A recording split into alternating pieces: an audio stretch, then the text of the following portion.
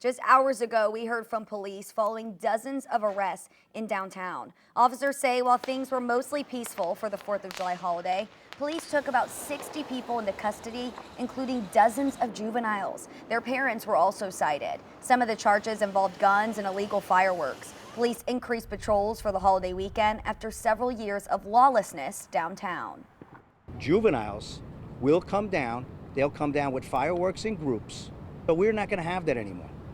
We're going to hold the guardians and the parents accountable to the individuals that are coming down that are being dropped off in large numbers. I'm saying hundreds.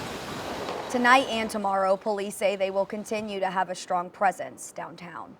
And chaos erupted in some parts of downtown last night as illegal fireworks lit up more than just the sky. The fire department tells us they responded to hundreds of calls over the last few days. 5 on your side's Travis Cummings caught up with neighbors reflecting on a night they say got out of hand.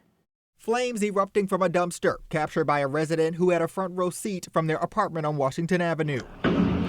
Meanwhile, fireworks lit up the sky and the streets. Dozens of people, many of them teens, detained, and parents facing citations for illegal firework activity. People need to get their kids, period. Get your kids. While some were part of the problem, others were just here to enjoy the show. Dario Palmer took in the lights under the arch. It was real nice. They did that big one. I seen Superman. Was not expecting that. I said, okay, the budget is big this year. But she didn't stay out too long. I was outside for a bit. You know how St. Louis is, so I was like, I don't want to be a victim.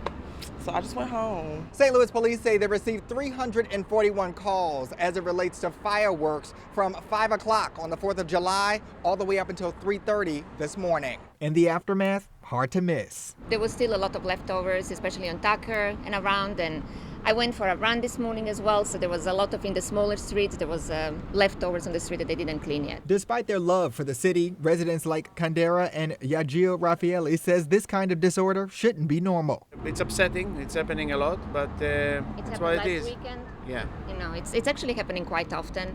And I know some people say, you know, you're living downtown, you should, expect it, accept it, and we would love for it to be a little bit less. And while police had a stronger presence this year, some say it's time for stronger policy and permanent solutions. I feel like they need to put a law in place, though. Just like I think Del Mar had a curfew, needs to be a curfew because that stops downtown from having businesses. Like, we got, so much potential down here, and we keep losing it because of crime. Travis Cummings, 5 on your side.